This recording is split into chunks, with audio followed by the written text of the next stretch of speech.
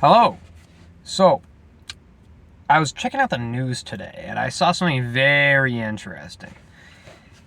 So, as some of you might know, there's a battle going on right now in the U.S. Congress over funding the government. And this typically occurs every year because the government has to be funded through this basically large omnibus bill, they call it, which passes through the Congress and funds all of the different expenses of the government. It determines what they're going to fund, how much they're going to fund, what have you. And so obviously that's a pretty contentious thing. And a lot of folks are really concerned about overspending on the part of the government, of course, and then a lot of folks are also concerned about, what is going to be funded. They want to make sure the programs or the destinations that they're concerned about get funding. So naturally, there's going to be a lot of debates about where the money is going, right? Money's been known to end familial relationships, so it's no wonder then that issue of money is dividing up the Republican Party. You have one faction that's sort of led, or at least represented, as Matt Gaetz, Marjorie Taylor Greene, and Lauren Boebert or Boebert. I don't know. I'm not sure what the correct pronunciation is.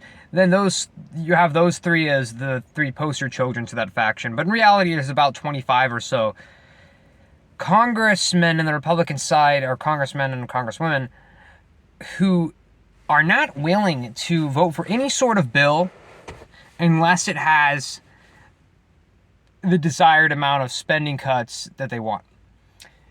While the rest of the Republicans, yes, they don't want spending cuts as well, and they were able actually to get concessions in negotiation on last year's budget bill.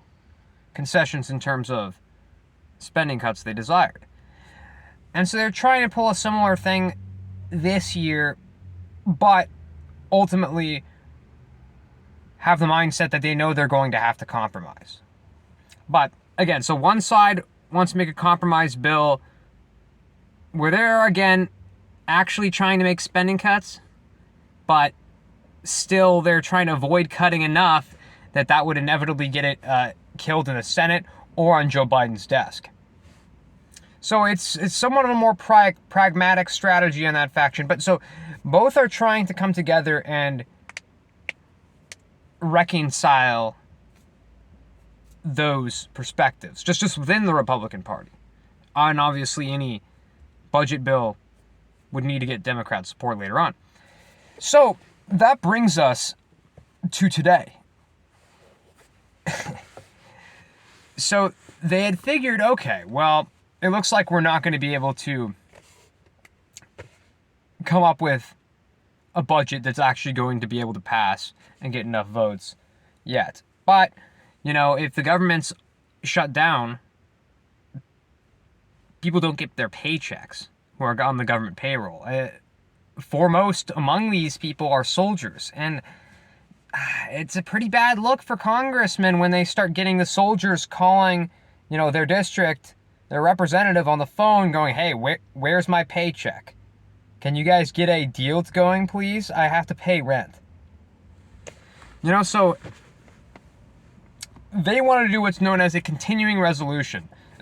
So, meaning a bill that would fund the government at the same rate that they were being funded last year for like 14 days. Or, for about 2 weeks. Like, it extends the funding for about 2 weeks. So it's like just a temporary bill.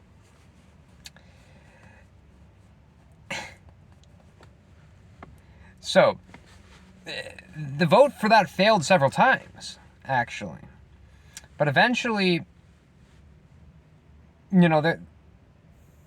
eventually they got the votes together, and apparently the Democratic Party, they began essentially doing a soft filibuster, meaning like basically speaking before they go to the next agenda item, or so to speak. So before we go to vote for the continuing resolution, we're going to have speeches. And then someone makes an effort to keep talking for as long as humanly possible to eat up time. Yeah, I mean, you've had, in various filibusters, you've had people talking for 12 hours at a time. I don't know if it was the case this time around. I think it was just a couple hours at a time at the most. But you had a soft filibuster going on. And right as they're about to vote on the continuing resolution, which actually it did end up getting passed later on that day, or today as I'm filming this in Washington, D.C. as I'm filming this.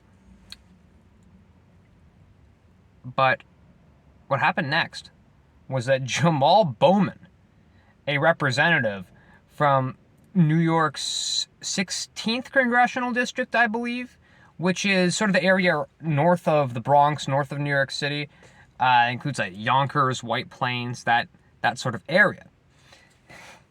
And what the guy did to delay the vote, he actually pulled the fire alarm, like elementary school style. He pulled a fire alarm in the building. They have a video of him doing it. You know, they picked it up on security camera. You know, they know it was him that did it. It's 100% caught on video.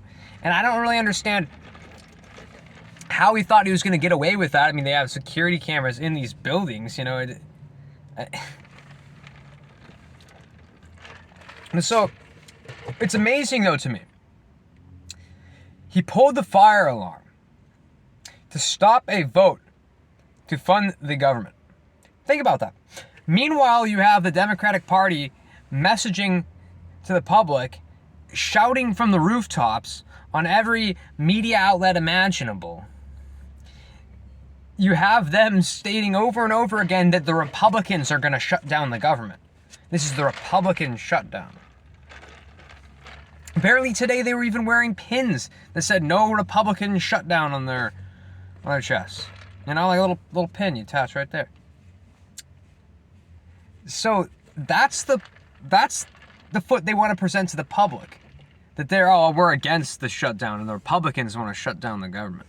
But in reality, they're pulling the fire alarm in the building where they're having the vote so the shutdown happens, so that they can blame the Republican Party.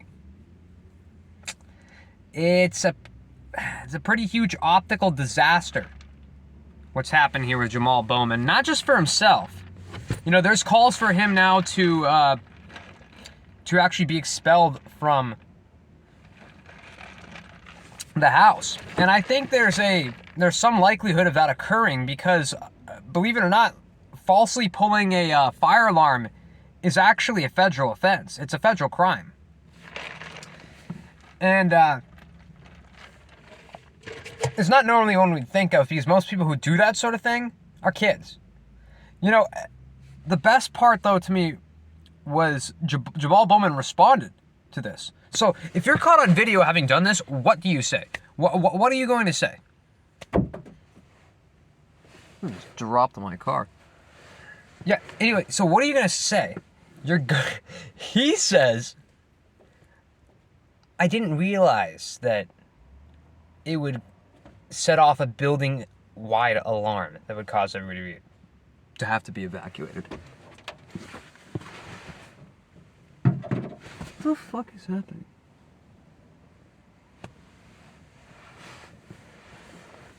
Yo, hold up. No, sorry about that, folks. Cut out for a second. There was a seagull on top of my car. Yeah, pitter-pattering around on there. So, what Jamaal Bowman said is he didn't expect a building-wide alarm to go off. He didn't think that it would... He didn't think that people would have to be evacuated? It makes zero sense, considering it's a fire alarm. I mean, what do you mean you didn't know? What do you mean you didn't know? Like, you didn't know what was going to happen. You know, that's the excuse that an elementary schooler would make. And, you know, that excuse doesn't even work in elementary school. Teacher's going to look at you and like, oh, sure, kid, you didn't know that the fire alarm is going to cause an alarm. It doesn't fly, so it's a super lame excuse and no one believes. And that's really the best he could do. Apparently, he's a close associate of Alexandria Ocasio-Cortez, Ayanna Pressley, Rashida Tlaib, that crowd. They used to call him the Squad. I don't know if anyone really uses that sort of terminology anymore. I think it's a little 2019. I digress. Yeah, the guy messed up, and it showed truly where the Democrats are on this. And it showed a lot of hypocrisy, that's for sure.